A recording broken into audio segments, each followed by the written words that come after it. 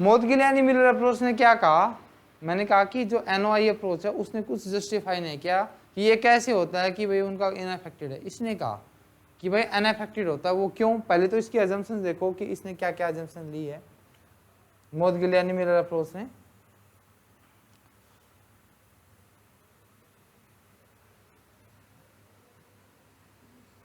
मोदगिलियानी Miller approach कहती है कि देयर इज नो रिलेशनशिप क्या between capital structure, cost of capital and market value of firm. First thing clear हो गया। पहला क्वेश्चन तो ये आता है कि मोदगिलियानी मिलर अप्रोच आपकी रेलेवेंट है या इरेलेवेंट, तो आपने कह दिया कि इरेलेवेंट है।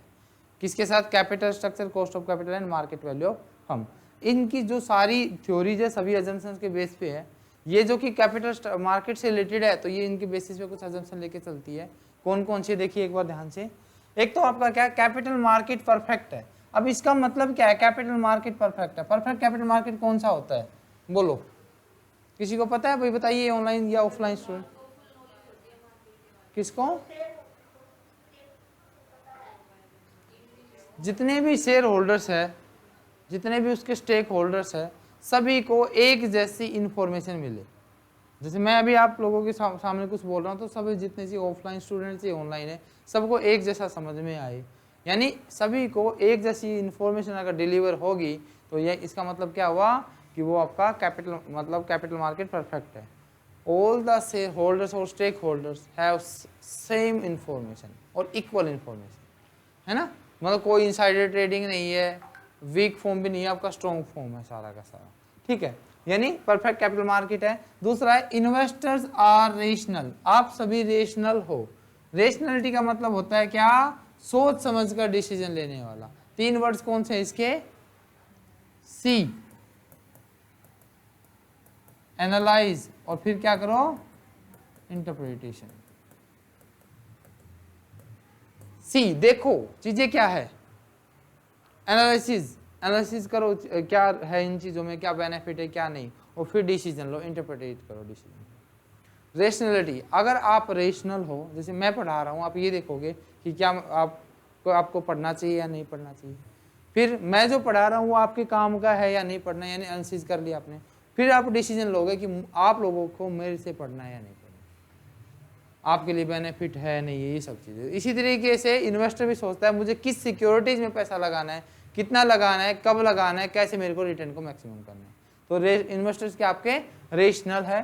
तीसरा, कोई भी ट्रांजैक्शन कॉस्ट नहीं है, ना कोई, मतलब आप सिक्योरिटी में पैसा लगा रहे हो कोई ट्रांजैक्शन कॉस्ट नहीं लगेगी, निकाल रहे हो तभी कोई ट्रांजैक्शन कॉस्ट नहीं लगेगी, ठीक है। उसके बाद आया इन्वेस्टर। अब देखो, अब सारे के सारे क्या चाहते हो अपने, मतलब यहाँ पढ़ के सभी चाहते हो कि मेरा जेआरएफ हो, सभी इस तरीके से चाहते हो।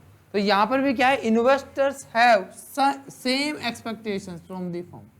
सारे इन्वेस्टर एक चीज जैसी चीज एक्सपेक्ट कर रहे हैं। आई बात समझ में? उनमें की एक्सपेक्टेशंस में कोई फर्क नहीं है, एक जैसी एक्सपेक्टेशंस कर रहे हैं, ठीक है। और all firm has homogeneous risk, एक जैसा रिस्क है। तो ये कुछ एजम्पशंस है। फर्स्ट आपके पास है, एक और मेन एजम्पशन आएगी, पहले ये चार समझिए। पहले है कैपिटल मार्केट आपका परफेक्ट है। सेकंड आपने पढ़ा इन्वेस्टर आपके रेशनल है। थर्ड आपने पढ़ी क्या, कोई ट्रांजैक्शन कॉस्ट नहीं है। और फोर्थ आपके पास क्या है, सभी इन्वेस्टर्स आपके सेम एक्सपेक्टेशंस रखते हैं। एंड फोर्थ आपका, फिफ्थ आपकी होमोजीनियस रिस्क है। भाई पांच आपने पढ़ी है अजम्पशंस, समझ में आ गई आपको? हाँ जी स्टूडेंट, अजम्पशंस कोई डाउट नहीं है ना? ये गरिमा ने थोड़ा लेट ज्वाइन किया था, यहीं से किया था वैसे स्टार्ट, समझ में आ गया गरिमा? ठीक है चलो। और ये कोमल भी शायद लेट आई थी। कोमल, कोमल वो आ रही है? चलो, ये पांच अजम्पशन है, याद रखनी है आपने, है ना इसमें? अरे होगी, डोंट वरी, ये भेज दूंगा मैं। उसके बाद है आपके पास एक बहुत ही इंपॉर्टेंट है आपका कि भाई इसने जस्टिफाई क्या किया। मैंने कहा था कि इस थ्योरी ने जस्टिफाई किया। जस्टिफाई क्या किया कि भाई आपका ना कोई रिलेशनशिप नहीं होता। क्यों? क्योंकि आपका आर्बिट्रेज प्रोसेस होती है। क्या कहता है? Behaviour operational justification due to arbitrage process. Means कि आपका जो शेयर प्राइसेस है, मार्केट वैल्यू ऑफ फर्म है, वो आपकी अनअफेक्टेड रहता है बिकॉज ऑफ आर्बिट्रेज प्रोसेस। अब कोई मुझे बताए आर्बिट्रेज प्रोसेस होती क्या है, आर्बिट्रेज क्या होता है, बताओ शाबाश। नहीं नहीं बताइए भाई, क्या होता है आर्बिट्रेज प्रोसेस, नहीं पता, कोई बात नहीं, दूसरा ठीक है। अच्छा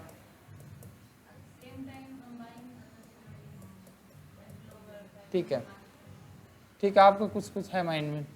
ये दो मार्केट आपके पास, दिल्ली और रोहतक के मार्केट। दिल्ली में ये जो अपने एक पेन है अपने पास, ये जो पेन है इसकी प्राइस है ₹100, और रोहतक में आपके जो इसी पेन की प्राइस है वो है ₹150।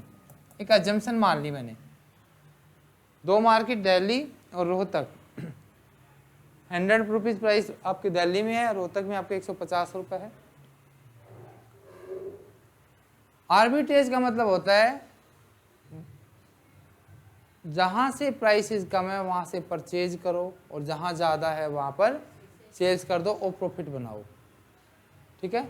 To make profits by price differences between two markets. There are two markets, Delhi and Rohtak, and price are 100 in Delhi, 150 in Rohtak. Buy from the Delhi, sell into Rohtak, और क्या होगा, ₹50 पर पेन आपको बचेंगे। और जो ये प्रोसेस है इसी को क्या बोलेंगे, आर्बिट्रेज। आर्बिट्रेज क्या हुआ, to make profits by price differences between two markets of one commodity या वन शेयर। मीनिंग क्लियर हो गया भाई आर्बिट्रेज का? हाँ जी, ऑनलाइन स्टूडेंट, मीनिंग आ गया समझ में आर्बिट्रेज क्या होता है? Yes sir. ओके चलो, आर्बिट्रेज आपको क्लियर हो गया है कि एक मार्केट जहाँ से सस्ता है वहाँ खरीदो, और जहाँ महंगा है वहाँ पर बेच दो, पैसे कमाओ, ठीक है। तो वो क्या हुआ आपका आर्बिट्रेज प्रोसेस, ठीक है। अब हाँ अब देखो, हाँ सेम टाइम में हो सकता है, थोड़ा ऊपर नीचे होगा। देखो ये आपका है BSE और ये आपका है NSE। इसमें जैसे कैसे होता है, यहाँ पर ना मान लो रिलायंस है आपके पास, इसकी जो जस्टिफिकेशन वो इस तरीके से है, रिलायंस है, रिलायंस की शेयर प्राइस है 100 यहाँ पर, और यहाँ पर है आपकी मान लो 120। अब मान लो आप हो इन्वेस्टर, आप क्या हो, इन्वेस्टर हो, और रेशनल है, पहले ही बता दिया रेशनलिटी है, सोच समझ के डिसीजन लोगे। मान लो आपके पास क्या है कि NSE में आपके इन्वेस्टेड है कुछ, मान लो ₹120 का शेयर है ना, तो आपने यहाँ पर मान लो 10 शेयर लगा रखे हैं, 10 शेयर परचेज कर रखे हैं, 10 ₹1200 की इन्वेस्टमेंट है। इन्वेस्टर हो आप, रेशनल, आप बताओ क्या डिसीजन लोगे, यहाँ पर क्या कर दोगे, बेच दोगे, कितने आ गए, में खरीद लोगे और ₹200 भी कमा लोगे, 10 के 10 शेयर रह गए, यही बात है ना? हाँ जी स्टूडेंट, समझ में आ रहा है ना? अब देखो ये प्रोसेस की, अब यहाँ पर क्या होगी, आपकी सप्लाई ज़्यादा होगी शेयर्स की, और यहाँ क्या होगी, डिमांड ज़्यादा हो जाएगी। डिमांड हो रही है ना, आपने कर लिया, ऐसे हर कोई करेगा, तो एक लिमिट पे क्या होगी, इधर जब डिमांड बढ़ेगी तो इसके शेयर प्राइसेस बढ़ेंगे, और इधर आपकी सप्लाई बढ़ेगी तो इसके शेयर प्राइसेस क्या होंगे, कम होंगे। तो एक ऐसा पॉइंट आएगा जहाँ पर आपकी जो मार्केट वैल्यू है सेम एज इट इज आ जाएगी।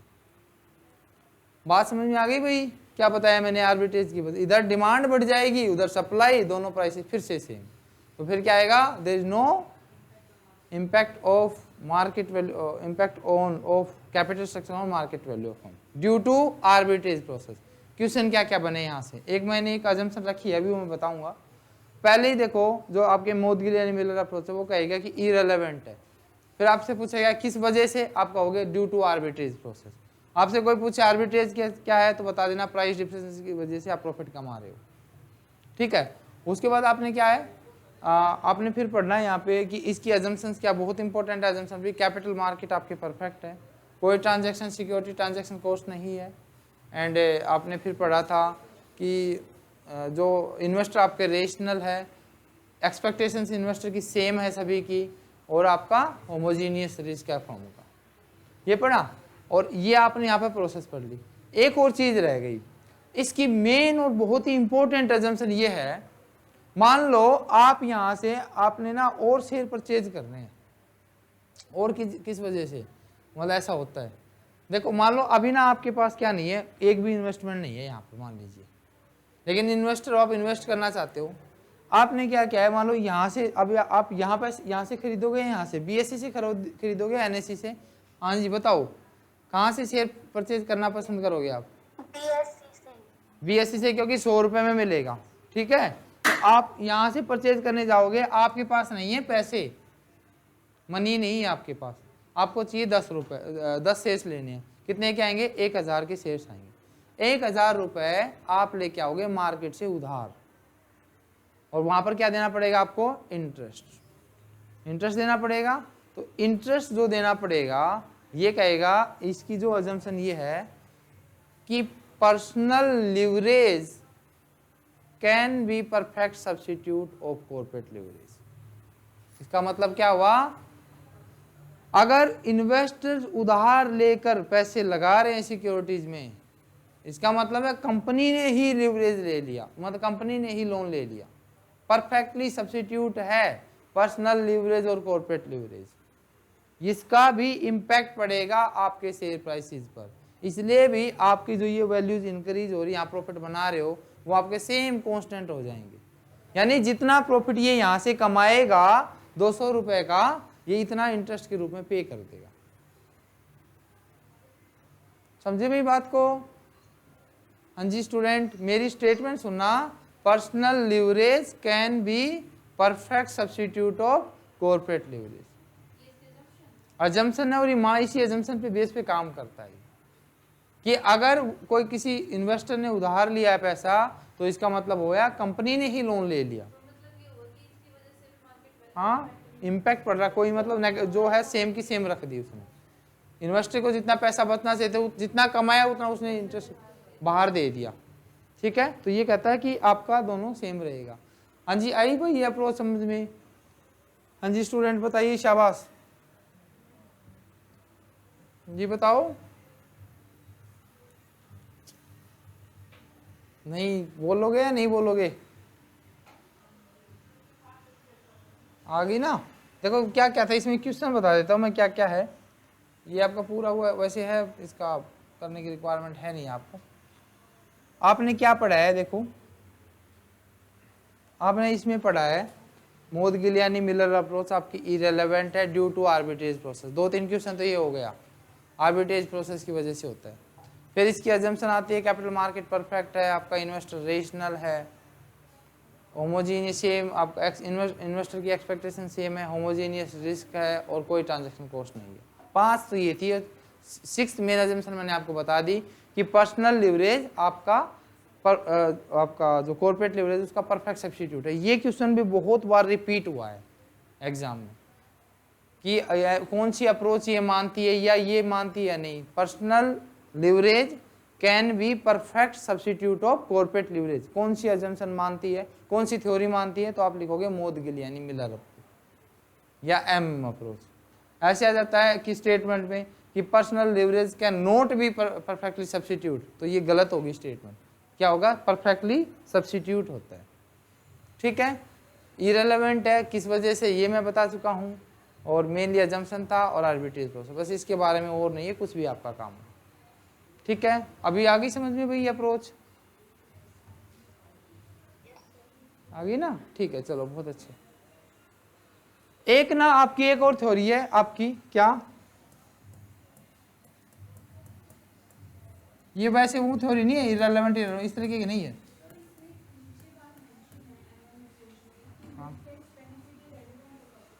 हाँ, क्या कह रहे हो?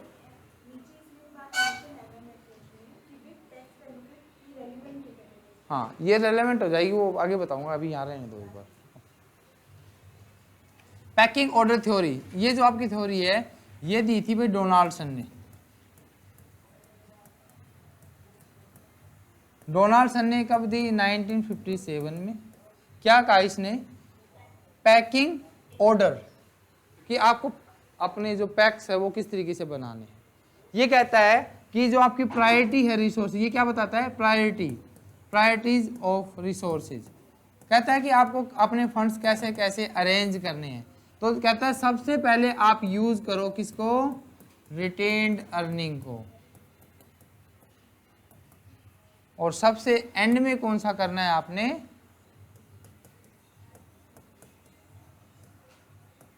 बस इतनी सी बात कहता है, एक ऑर्डर बताता है।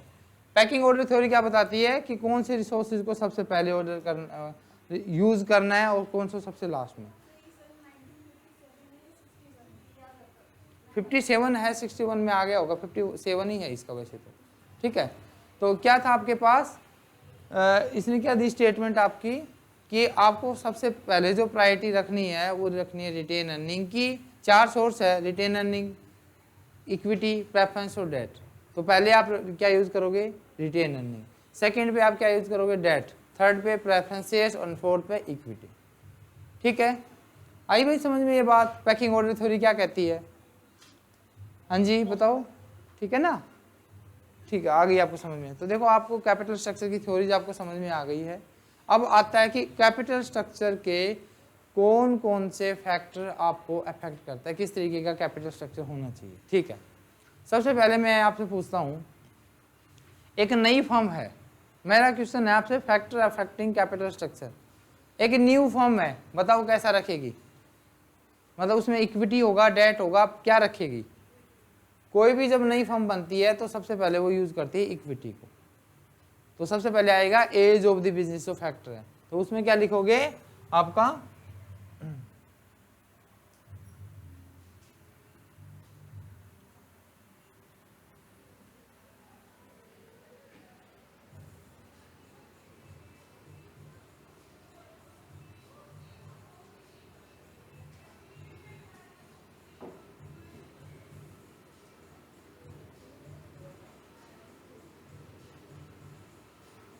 सर इसके दो ही से वो भाग गए, कहाँ गए, इसके बीच वाले पता नहीं कहाँ गए, पेन पता नहीं कहाँ गायब हो गया इसका। किसमें ज्यादा है,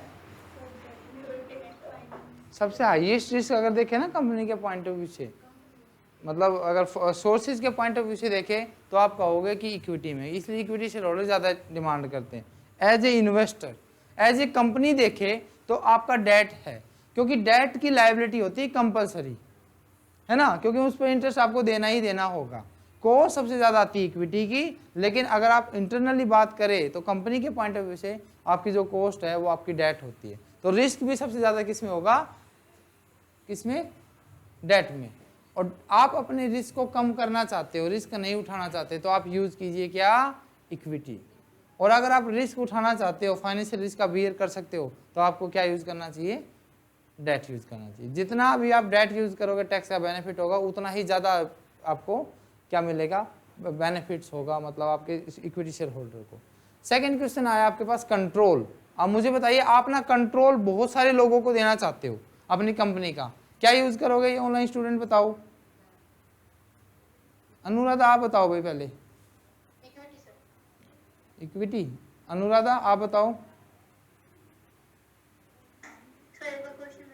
क्वेश्चन है कि एक कंपनी ना अपनी जो कंपनी पर जो कंट्रोल है वो बहुत सारे लोगों को देना चाहती है, तो बताओ आप इक्विटी यूज करोगे या डेट यूज करोगे, बस दो ही मेन है आपके। क्यों, क्यों करेंगे, क्योंकि इक्विटी शेयर होल्डर्स ओनर्स होते हैं, और ओनर होने की वजह से उनके पास कंट्रोल चले जाएगा, जितने भी वो शेयर्स लेंगे उतना ही उसका क्या हो जाएगा, वो कंट्रोल हो जाएगा। और कंट्रोल नहीं देना चाहते तो आप डेट यूज कीजिए। ठीक है, एक और चीज आई आपके पास, न्यू फर्म है तो क्या यूज करेगी, इक्विटी, और जैसे जैसे पुरानी होती चली जाएगी वैसे वैसे वो क्या करेगी, डेट यूज करती चली जाएगी। ठीक है, आई बात समझ में। उसके बाद आया कंट्रोल, उसके बाद फ्लेक्सिबिलिटी। अच्छा बताओ फ्लेक्सिबिलिटी किस में है, इक्विटी में या डेट में, बताओ ये ऑनलाइन स्टूडेंट, डेट में या इक्विटी में, इक्विटी में, किसको, इक्विटी हो,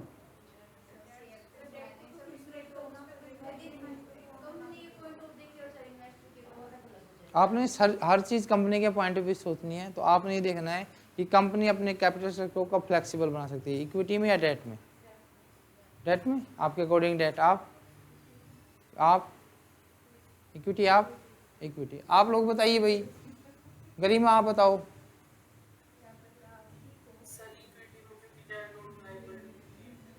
अच्छा, आपके अकॉर्डिंग भी इक्विटी है। अच्छा, ये कोमल कहाँ हो, आप सुन रहे हो तो बताओ। शीतल आप बताओ भाई। शीतल एनी क्लास में, डेट में। चलो देखो भाई, इक्विटी शेयर होल्डर ओनर हो गए, आपने पढ़ रखा है कि इक्विटी को कभी रिडीम नहीं करना है ना। डेट का आज आपके पास पैसा है, वापस कर दो, कल आए फिर से चाहिए फिर ले आओ, कल गए फिर दे दो। फ्लेक्सिबिलिटी किस में हुई, डेट में हुई। शाबाश शीतल। इक्विटी में देखो, इक्विटी आपने आ गए ना, सारे ओनर बन गए, जब वो बेचेंगे तब बेचेंगे।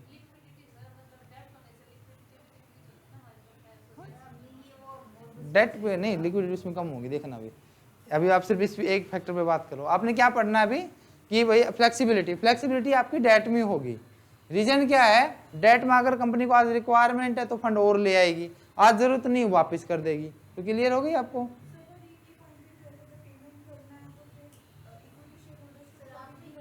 आपका क्या पेमेंट है, कभी कभी भी नहीं, कभी नहीं करना, मतलब नहीं करना, जब है तो देंगे। आप कैपिटल स्ट्रक्चर की फ्लेक्सिबिलिटी की बात कर रहे हैं हम। जो आप बात कर रहे थे ना, वो हमने बात कर ली फाइनेंशियल रिस्क में। जो आप बात कर रहे थे कि पेमेंट कभी भी करेंगे, तो हमने कब कर ली थी कि फाइनेंशियल रिस्क किस में ज़्यादा है। तो आपको क्या यूज़ करना चाहिए, डेट यूज़ करना चाहिए। अगर डेट यूज़ करोगे तो जब रिक्वायरमेंट आप इंक्रीज कर दो, जब रिक्वायरमेंट नहीं है तो उसको सोल्ड आउट कर दो। ठीक है, बात आई प्रॉफिटेबिलिटी। प्रॉफिटेबिलिटी किस में ज़्यादा है, इक्विटी में या डेट में,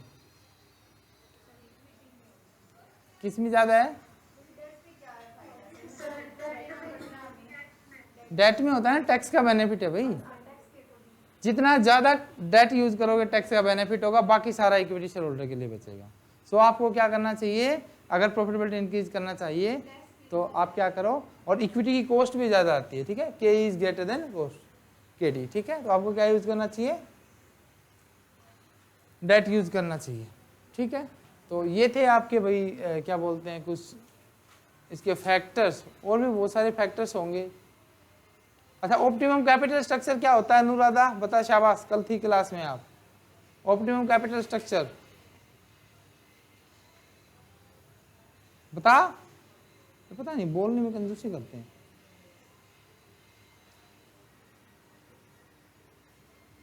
कोई, अरे पता है अनुराधा या नहीं, ये तो बता दे। बोलने में हाँ ना जरूर क्या करो। ऑप्टिमम कैपिटल स्ट्रक्चर कौन सा होता है, sir optimum capital structure market value maximum हो जिसमें कॉस्ट ऑफ कैपिटल मिनिमम। हाँ तो यही तो बात बोलनी थी, इतना टाइम क्यों ले रही है। ठीक है, चलो ठीक है। अब ये एक और चीज देखो, अब आपने सारे फैक्टर की स्टडी कर ली, कौन कौन से फैक्टर आते हैं। देखो एज, दूसरा आपने लिखा था फ्लेक्सिबिलिटी, एक आपने फाइनेंशियल रिस्क लिखा था, एक आपने लिक्विडिटी, है ना, और एक प्रॉफिटेबिलिटी। ये सब आप चीज़ आप देख चुके हो। अब देखो कि एक अच्छे आपके जो कैपिटल स्ट्रक्चर होगा उसमें क्या क्या क्वालिटी होनी चाहिए। तो देखिए, सबसे पहले वो आपका सिंपल हो। सिंपल का मतलब पता हो कि कहाँ से कितना फंड आया है, ये आपको क्लियर हो कि भाई 10 लाख में से 4 लाख यहाँ से आया, 6 लाख यहाँ से आया, क्लियर हो आपको, ठीक है। दूसरा वो फ्लेक्सिबल हो। अभी फ्लेक्सिबिलिटी डेट में, यानी डेट का यूज होना चाहिए, ठीक है। मिनिमम कॉस्ट आनी चाहिए, मार्केट वैल्यू फॉर मैक्सिमम, तभी होगा, ठीक है। एडुकेट लिक्विडिटी का मतलब होता है जब आपको रिक्वायरमेंट हो। देखो, जरूरत से ज़्यादा पैसा अगर बिजनेस में रखोगे ना तो आपको इंटरेस्ट का लॉस होगा, और ज़रूरत से कम रखोगे तो डिफॉल्ट हो जाएगा। डिफॉल्ट रिस्क, ना तो कम रखना है ना ज़्यादा रखना है। ज़्यादा रखने के भी नुकसान है, और इसको बंद करिए ना, ज़्यादा रखने के भी नुकसान है, क्योंकि पड़ा पैसा कुछ नहीं कमाता। रख दिया, अगर मान लो एटलीस्ट आप बैंक में जमा करते तो उससे कुछ ना कुछ इंटरेस्ट आता। सो क्या है कि आपको एक जो एडुकेट लिक्विडिटी रखनी है, जिससे आपकी एट द टाइम ऑफ जब आपको पेमेंट करनी हो, पेमेंट शेड्यूल के अकॉर्डिंग उसकी पेमेंट हो जाए, ठीक है। तो ये बात आप याद रखेंगे। और आपके पास है आपका मैक्सिमम रिटर्न, ये दो आपको पता ही है, उसमें आपके जो कंपनी की मार्केट वैल्यू है, मार्केट शेयर प्राइस है, वो आपके मैक्सिमम आ रहे हो। और बात आई कंट्रोल की, कंट्रोल बहुत ज़रूरी है। ज़्यादा लोगों के पास कंट्रोल दोगे ना तो वोटिंग राइट बहुत बढ़ जाएंगे, कभी भी डिसीजन बनेगा ही नहीं। कंट्रोल आपको ऑप्टिमम सा रखना है, ना बहुत कम लोगों के हाथ में, या ना तो ऑटोनॉमी होनी चाहिए, और ना ही ऐसा होना चाहिए कि पूरा का पूरा फ्री रेन कर दिया, हर कोई अपने वोट डाले अलग अलग तरीके से, 50 तरीके के गुट बन जाए। आपको क्या होनी चाहिए? डेमोक्रेट, मतलब आपको एडुकेट, आपके पास कंट्रोल होना चाहिए। ठीक है, क्लियर हो गई भाई बात आपको? हाँ जी ऑनलाइन स्टूडेंट, Yes, sir. अब देखो आपने कैपिटल स्ट्रक्चर में क्या क्या पढ़ा है, क्या क्या आपको इंपॉर्टेंट है। आपने मेनली जो क्वेश्चंस आते हैं वो आते हैं कैपिटल स्ट्रक्चर की थ्योरीज से,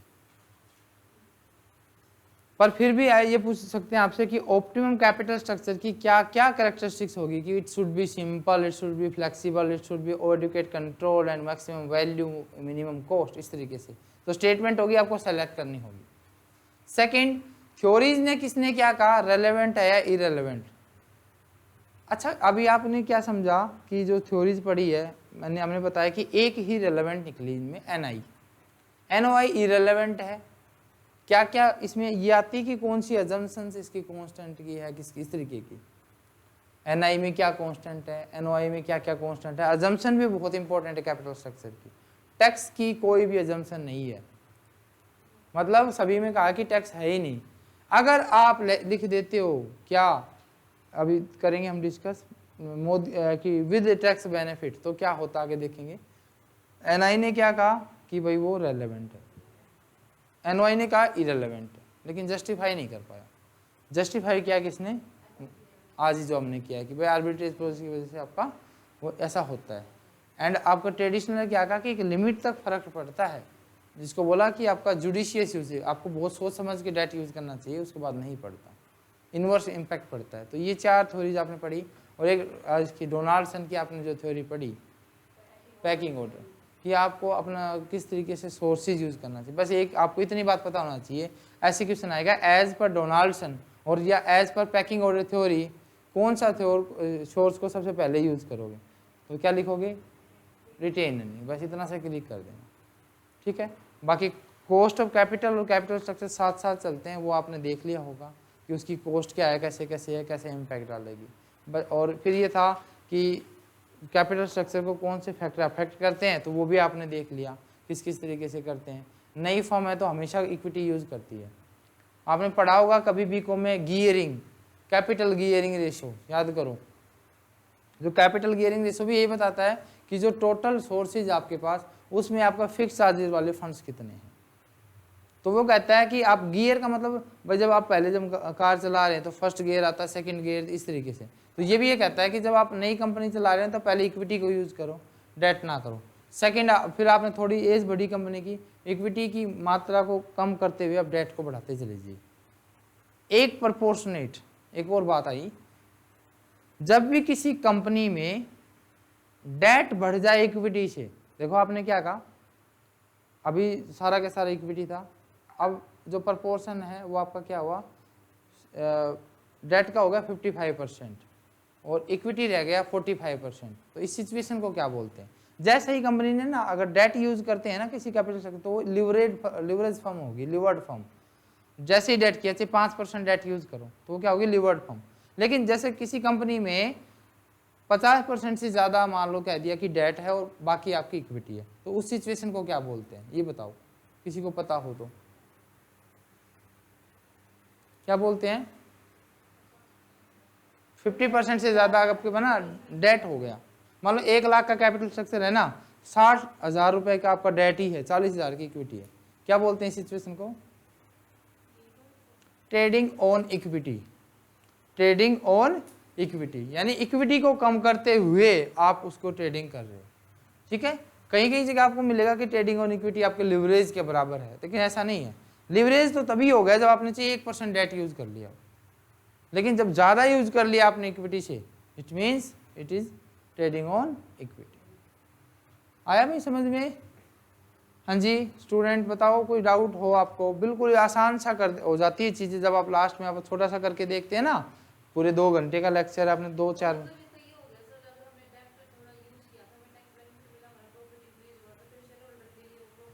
हाँ ज़्यादा हो जाता है। हाँ मतलब जितना बचा हुआ पैसा सारा इक्विटी शेयर होल्डर का, इसलिए कहता है कि जैसे जैसे आप बढ़ाओगे लेकिन उसके साथ एक चीज़ और बढ़ती है, फाइनेंशियल रिस्क। मान लो आपने 90% ही डेट यूज़ कर लिया, टाइम से पेमेंट नहीं कर पाए, तब कंपनी होगी डिफ़ॉल्ट। डिफ़ॉल्ट होती सारी नीचे आ जाएगी। और इसका एग्जांपल आपका अनिल अंबानी का बहुत अच्छा है, ठीक है। इस तरीके से आई थी उसकी 4200 US बिलियन डॉलर की प्रॉपर्टी। आप देखोगे तो कहोगे कि एकदम से 90% डाउन आ गई और फिर आज बिल्कुल डिफ़ॉल्ट, इस तरीके की सिचुएशन, ठीक है। तो ये था भाई आपका कैपिटल स्ट्रक्चर। और कोई डाउट है तो बताओ, इसमें है कुछ डाउट?